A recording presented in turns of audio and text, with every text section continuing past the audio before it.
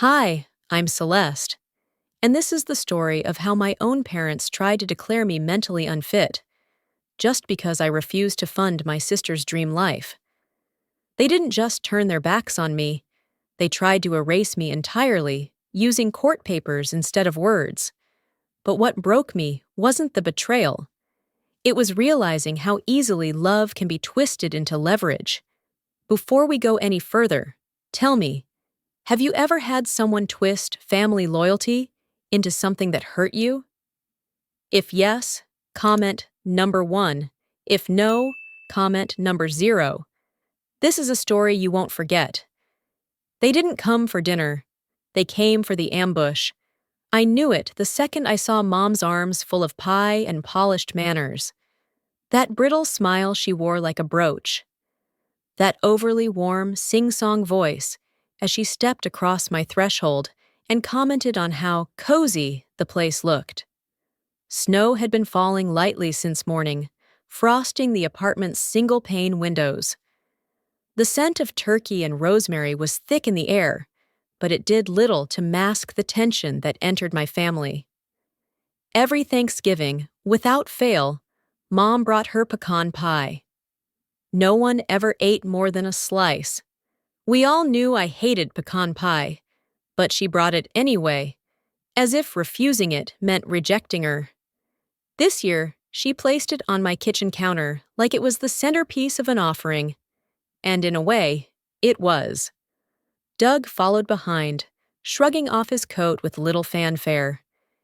He greeted me with a pat on the shoulder, his eyes already searching for the game on TV. My sister Lainey arrived last, carrying only her phone, her coat half on, half off. She air-kissed me on the cheek, already talking about some new, amazing idea she'd been working on. I poured cider into mismatched mugs and tried not to choke on the silence between pleasantries. They made themselves at home while I plated the stuffing and carved the turkey. The whole time, my stomach churned, not from hunger. We sat down around the tiny table in my dining nook, elbow to elbow. I'd folded the cloth napkins into maple leaf shapes. Lainey didn't notice. Doug started in on the mashed potatoes before Grace. Mom smiled, but didn't stop him. Lainey leaned back in her chair, swirling wine in a glass she brought herself, of course. So, she said, drawing the word out like it was a curtain being raised. I've been thinking about opening a boutique downtown. Eco-friendly, ethically sourced, all that. She didn't look at me, just admired her wine. I glanced toward Mom, whose smile widened. That's wonderful, sweetheart, Mom said, smoothing a non-existent wrinkle on the tablecloth. It's the kind of thing Burlington needs, right, Celeste? I nodded once. Sounds nice. Mom placed her fork down and folded her hands together. It would be such a strong start for her if someone in the family could help her with a little seed money. A small investment, nothing extravagant. Doug cleared his throat and leaned back. Just something to get her going. I chewed slowly, letting silence stretch between us. The turkey tastes dry. Or maybe I just stopped caring. I can't, I said simply. That was it. No apology, no explanation. Just 3 words that broke the air like a pane of glass. Lainey looked up from her phone for the first time. Her lips parted, as if surprised I'd even spoken. Mom's smile faltered. What do you mean? I mean, I can't fund her business. I've got my own bills, my own plans. Doug sighed. Lainey scoffed softly. Mom leaned forward, voice still syrupy, but sharpening. You'll regret being so selfish, Celeste. That hit harder than I expected. I stared at the gravy ring around my plate, the napkins I'd folded with care, the flickering candle between us. Something shrank inside me, but something else stiffened. They didn't argue. They didn't plead. They just stood, gathering coats and containers. Mom wrapped the pie she'd brought, untouched, and handed it back to me like an insult in tinfoil. After they left, the silence returned heavier than before. I scraped food into the bin and washed the dishes with mechanical care. The cold from outside had crept in through the door they hadn't shut all the way. When I finally sat on the couch, the Macy's parade was just confetti and credits. I leaned my head back and stared at the ceiling, listening to the refrigerator hum. My phone buzzed. One message. Family always finds a way. It wasn't the snow or the silence that told me something was wrong. It was the man in a gray coat holding a clipboard, asking for me by name. He found me just after 10 a.m., just as I was trying to rebalance a client's messy spreadsheet. I was halfway through my second mug of bitter break room coffee when I heard someone clear their throat behind my cubicle wall. "Celeste Halden?" he asked, voice low but certain. I turned, confused. "Yes?" He handed me a thick envelope, nodded, and walked off like it was nothing. But it wasn't nothing. It was everything. My name was printed in crisp typeface across the front. In the top corner, the Mecklenburg County seal stared up at me like a verdict. For a full minute, I didn't open it. I just sat there, feeling my hands go cold even as the heater hummed beneath my desk. I didn't have to look. I already knew this was them. Mom, Dad, Lainey. I could practically hear Marjorie's voice in my head. "You made this hard, Celeste. We didn't want to do this." I stood on autopilot, envelope clutched to my chest, and drifted toward the break room. The radio was playing Bing Crosby, crooning about snow and mistletoe and being home for Christmas. The irony made me nauseous. Noah was already there, sipping coffee out of a chipped, world's okayest accountant mug. He took one look at my face, and his expression shifted. "You okay?" I shook my head. The envelope crackled in my hand as I slid into the corner booth. I opened it slowly, like it might bite. Inside were court documents, dozens of pages, legal language, clinical, cold, accusing, conservatorship. The word nearly stopped my heart.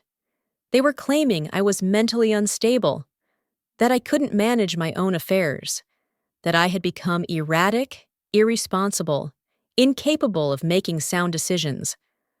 I scanned the lines again and again, but the words didn't change. My own parents had filed to take over my life.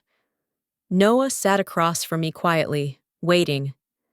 I passed the top page to him with shaking hands. He read quickly, his brow darkening. "This is insane," he muttered. "You're one of the most grounded people I've ever worked with." I gave a hollow laugh. "Not according to them." It all came back in a rush. The tuition I gave Lainey when I was in college, the loan she never repaid, the apology I made to her when she cried and said I was making her feel small. Every time she messed up, I covered. Every time she broke something, I fixed it. I was the dependable one. And they hated that I finally said no. "I should have seen this coming," I whispered. Noah leaned forward. "This isn't your fault." The walls of the break room felt like they were shrinking. I couldn't breathe. I shoved the documents back into the envelope and stood too quickly. "I need to get out of here." "Take the day," he said immediately, rising with me. "I'll tell HR." I nodded, already halfway to the coat rack. The cold slapped me in the face as I stepped outside. It wasn't snowing, just damp and gray. My car started on the second try, and I sat there for a while with the engine idling and my breath fogging the windshield. Back at my apartment, everything looked smaller, duller. The tiny tree in the corner blinked its little lights like nothing had changed. I dropped the envelope on the coffee table and stared at it from the couch. I read through it again, then again. By the third read, the words blurred. I could feel myself slipping, back into that child version of me, the one who asked permission before she spoke, who said sorry before she'd even done anything wrong. If you sympathize with me, please leave a comment number 9 in the comment section below. Now, let's get to the next development of this story. But I wasn't that girl anymore. They weren't trying to help me. They weren't concerned. They were trying to erase me, trying to cut me out of my own story and rewrite it without my consent. The Christmas playlist started again from the top. Joy to the World floated through my living room like a taunt. My phone buzzed once, but I ignored it.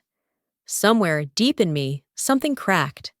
And through that crack, something steady pushed its way up. Noah had asked me a question before I left.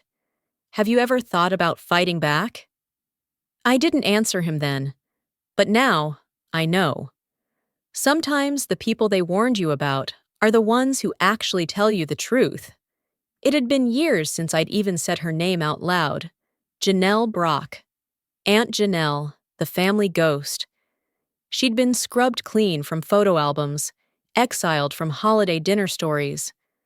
Growing up, I was told she was difficult, dramatic, better off where she is. I never knew where she was, but I remembered a card. I was 8. A store-bought birthday card had arrived in the mail, pale blue with a real handwritten message inside. You are smart, you are brave, never stop dreaming. I never finished reading it. Mom had snatched it away, tossed it into the trash, muttering, "We don't need her poison." Now I found myself dialing a number scribbled in block letters on a sticky note from Willard Mays, my elderly neighbor with a limp and a fondness for crossword puzzles. The man barely spoke to anyone, but 2 days after I broke down in his driveway, he handed me the note and said, "She helped me once. She might help you." I didn't know what I expected when I walked into her office. Certainly not the warmth. The building was a narrow, red brick structure wedged between a bookstore and a pharmacy. The brass sign read, Brock Family Law. Inside, the waiting room was small but inviting. Leather chairs, a faded rug, and the faint scent of peppermint tea and something older, maybe books, maybe memory. The receptionist, a young woman with tight curls and alert eyes, took one look at me and picked up the phone. She murmured something into the receiver and then pointed to the worn couch. "Wait here, please." I sat down, my knees bouncing uncontrollably. The walls were lined with framed photos. Families smiling at weddings, reunions, new adoptions. Some of them felt like the happy endings I thought were reserved for someone else. After a few minutes, the door at the end of the hall creaked open. A woman stepped out in a navy pantsuit, her silver hair pulled back into a no-nonsense bun. I recognized her instantly, not from memory, but from the mirror. She had the same sharp-set eyes as me. "Celeste," she said simply. My throat tightened. I stood and followed her into a small, cluttered office. It smelled even more like old leather, ink, and something deeper. Truth, maybe. She gestured for me to sit, then eased into the chair behind her desk. Her gaze never left mine. "I'm sorry to show up like this," I began, voice thinner than I wanted. If you're here," she said, waving off the apology, "it means something's wrong, and if it involves Marjorie, it's probably worse than you think." The sound of my mother's name, spoken without reverence, shook something loose in me. I reached into my bag and laid the court papers on her desk. She read them in silence. Her eyes narrowed line by line. By the time she finished, her knuckles were white against the edge of the paper. "Conservatorship," she muttered. "They're trying to take over your life." I nodded. "Because I wouldn't fund Lainey's boutique." She sat back in her chair. "Same song, new decade." I blinked. "They've done this before?" Janelle's mouth twitched, half grimace, half memory. She turned toward a photo on the corner of her desk. a black and white image of a woman standing proudly beside a dilapidated farmhouse. "When our father died," she said, "I challenged the will. I thought things should be split evenly. Your mother and Doug disagreed. They called me unstable, manipulative, threatening." I swallowed hard. "I never knew." "Of course not," she said. "They erased me. It's easier that way." For a long moment, we said nothing. The radiator hissed. The snow ticked softly against the window. Then she leaned forward, her voice low and resolute. "If we're going to fight this, we do it smart, and we don't miss it." I reached into my bag again, hands trembling, and pulled out a small flash drive. I set it on the desk. "I have years' worth of proof, texts, emails, bank transfers, voicemails. They thought I was too scared to keep it." Her eyes gleamed. Slowly, she reached out and closed her fingers around the flash drive. "Good," she said. "Very good. But if we're going to win, you'll need to remember everything they told you to forget. You don't expect to fight for your sanity with a box of receipts and a pot of weak diner coffee. But here we were. Janelle's office had become my war room. Every surface was covered in paper. Bank records, text message printouts, emails I never deleted, even though they made my stomach twist. The heater in the corner clanged occasionally, rattling the vent cover like a slow drum roll. Outside, snow fell in tired diagonal streaks, barely clinging to the sidewalk. Janelle stood behind her desk like a general, sleeves rolled, reading glasses perched low on her nose.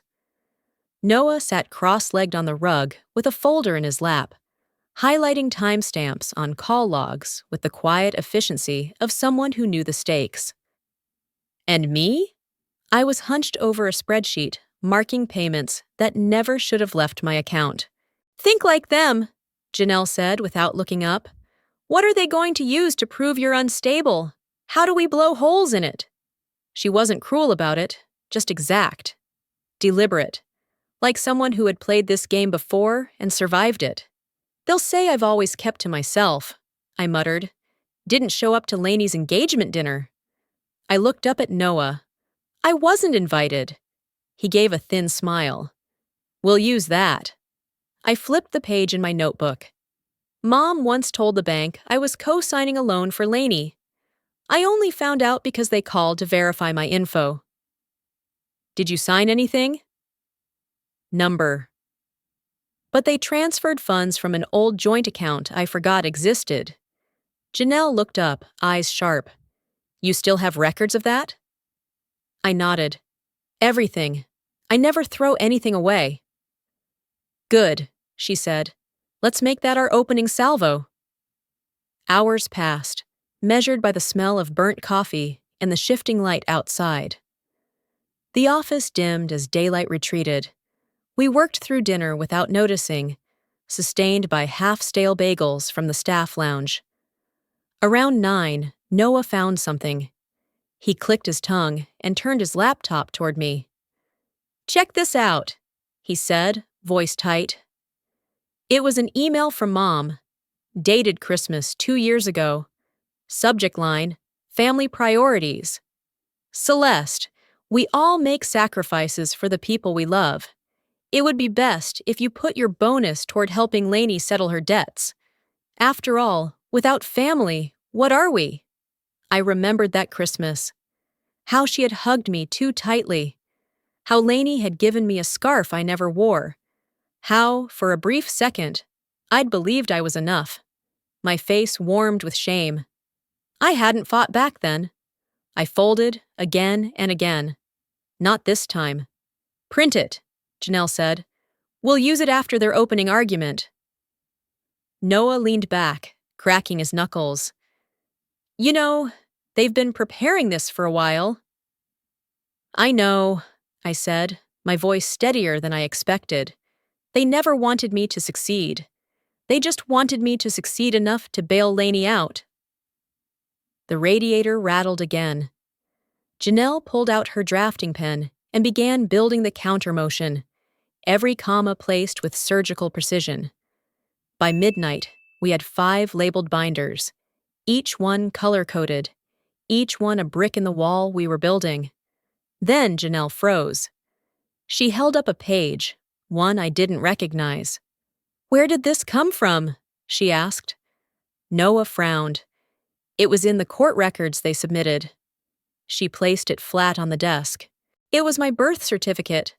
Except—" "Not exactly. My mother's name was there, Marjorie Halden.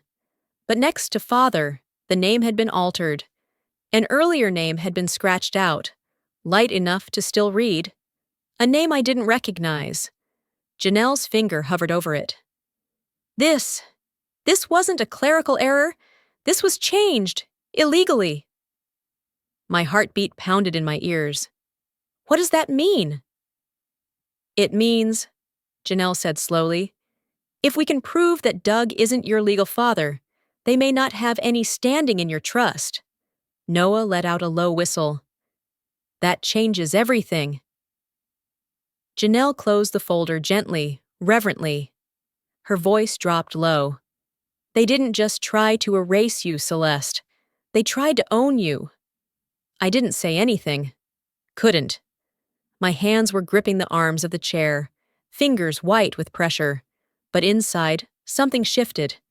Not rage, not grief. Something colder, cleaner. I didn't belong to them. I never did. I sat back, breath caught in her throat, and whispered, "Then I'll show them exactly who I belong to." Courtrooms don't echo like you'd expect. They absorb, swallow, smother. The air inside Mecklenburg County Courthouse was thick with heat and anticipation. I could feel the radiator hissing beneath the wooden bench as I sat beside Janelle, watching the clock tick too slowly. Noah was across the aisle with a coffee in each hand, one for me, one for her. Neither of us drank them. We'd prepared for this moment. Weeks of documents, hours of witness prep, 3 nights of no sleep. Still, nothing readied you for the feeling of facing the people who raised you as your accusers. Marjorie and Doug were already seated at the plaintiff's table. Lainey perched beside them, like she was at a brunch, her posture too relaxed, her lipstick too red. She didn't look at me. She didn't need to. Her smirk did all the talking. The bailiff called the courtroom to order. The judge entered, a sharp-eyed woman with salt and pepper hair pulled into a soft twist. She had a presence that silenced whispers. Gregory Kane, their attorney, rose first. His voice was smooth, rehearsed.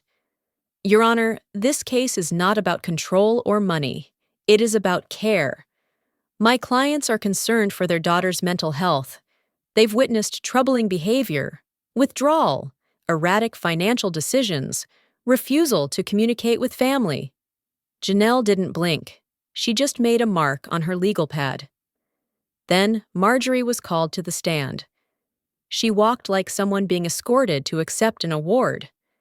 After she swore in, she began painting the version of me she'd rehearsed all her life. "She's always been distant," Marjorie said, her voice laced with practiced pain. "We tried everything, calls, letters, invitations, but she just pulls away more and more." She reached for a tissue, dabbing eyes that were not wet. "She stopped attending family holidays. Last Christmas, she didn't even respond to my message about Lainey's hospital scare." I flinched. That scare had been Lainey forgetting to refill her anxiety meds after a spa weekend. I hadn't replied because Marjorie texted at 2 a.m., then guilted me by 6. Doug followed next. He stammered, talked in circles, muttered phrases like, "worried sick," and "she's not herself." He couldn't make eye contact with me. That was the only truth he told. Lainey's testimony was last. She played it casual, like she was just chatting with a barista. "I just think Celeste has changed," she said, flipping her hair. She's bitter. She used to be fun, you know.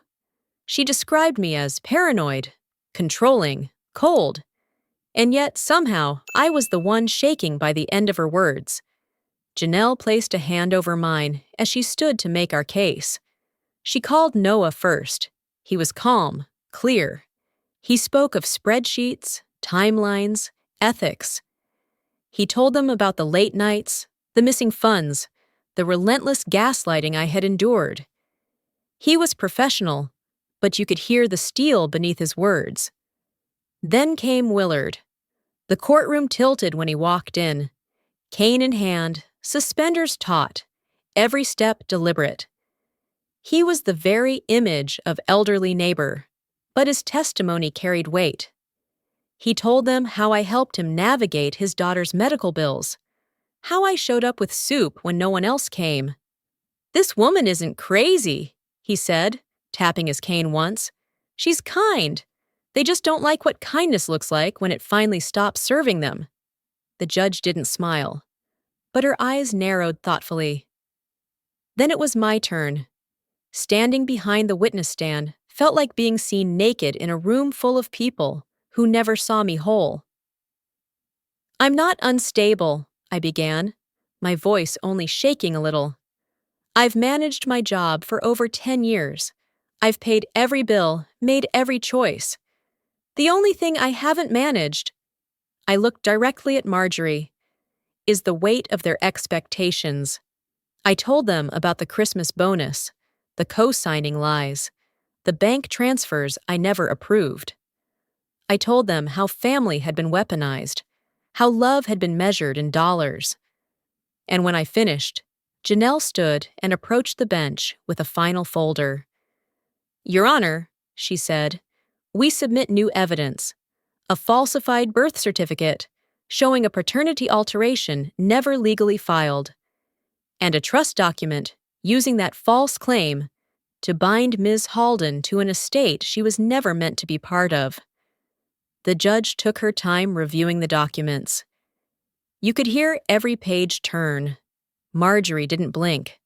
Lainey's face went pale. Finally, the judge closed the folder and said, "This court finds cause to open a formal investigation into the plaintiff's financial conduct. The conservatorship motion is denied." As we left the courtroom, I heard my mother hiss, "You'll regret crossing blood." I turned and whispered, "I'm not yours to bleed dry anymore." Peace doesn't always arrive with fireworks. Sometimes it arrives quietly in the spaces where pain used to echo. The morning after the ruling, the city felt different. Not in a way most people would notice. No parades, no applause. Just stillness. The kind that follows a long, hard storm. I stepped out of the courthouse and into that stillness, letting it settle on my shoulders like a second coat. Janelle stood beside me on the courthouse steps, flipping through final paperwork. Noah had gone ahead to grab the car, but not before handing me a thermos of coffee and giving my shoulder a squeeze. "You good?" Janelle asked, not looking up. I took a breath. "I don't know if I'm good, but I'm free." That word, free, felt new in my mouth, like something I hadn't earned until now. It took another week to tie up loose ends. The court launched an official inquiry into Marjorie and Doug's financial misconduct. Lainey disappeared from social media for the first time in years. I didn't celebrate, not exactly, but I did sleep through the night for the first time in what felt like months. Then came the question of the name. It wasn't something I'd planned. It wasn't revenge. It was a reclamation. Janelle filed the motion on my behalf. In the courtroom, the judge asked if I understood the implications. I nodded. I did. I was saying goodbye to more than a name. I was letting go of the version of me who kept quiet to keep the peace. When the gavel came down, it was official. Celeste Halden was gone. I signed the paperwork with a pen that didn't shake, beneath a new name, Celeste Brock. Later that afternoon, I sat in the quiet of my new apartment. It was small, but bright. A bookshelf is still mostly empty. A window that caught the afternoon sun just right. I unpacked slowly, placing objects with intention. A candle from Willard. A faded photo of my first solo trip. A mug with a chip that matched Janelle's. At the bottom of the final box, I found it. A paper crane. I had folded it years ago, during a summer camp when I was 13. That year, Lainey had gone to Paris with Marjorie while I was shipped off to make friends. I had made exactly one. A counselor who showed me how to fold paper into wings. Now I held it in my palm. Soft edges. A little crumpled. Still standing. I slipped on my coat and walked 2 blocks to the creek behind the building. The winter air was sharp, but not cruel. The water bubbled along, steady and sure. Kneeling, I placed the crane on the surface. It floated for a moment, weightless and sure, then drifted downstream. Not broken, just folded into something new. The next morning, Janelle met me at Maggie's Diner, the kind of place where the waitress knows how you take your eggs and always slips in an extra hash brown if you smile right. "You look different," she said, sliding into the booth. "I feel different." "You should." She sipped her coffee, black. "You did what most people never do. You stood up." I shrugged. "It doesn't feel brave, it just feels overdue." She reached across the table and patted my hand. "Overdue counts." Noah joined us a few minutes later, bringing a printout of an article from the Observer. Headline: Trust Fund Scandal Under Investigation. I didn't read it. Instead, I stirred cream into my coffee and looked out the window. A boy was helping his grandfather out of a pickup truck, his hand steady, his voice kind. Janelle noticed where I was looking. "Some families are chosen," she said. "You know that now." I nodded. "Yeah, I do. When the waitress came with our check, I reached for it. Janelle tried to protest, but I shook my head. This one's on me."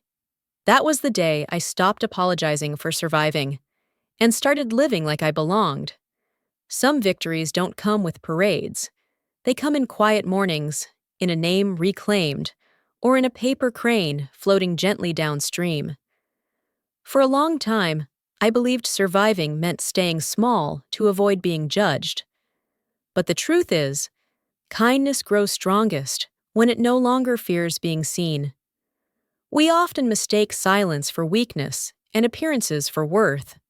But when we stop measuring people by what they give and start seeing who they truly are, we begin to understand real love. If this story brought someone to mind, someone erased, overlooked, or quietly resilient, maybe reach out. Let them know they were never invisible. And if this story touched a quiet place in your heart, consider subscribing so we can keep walking together, and you'll always have a gentle place to come home to.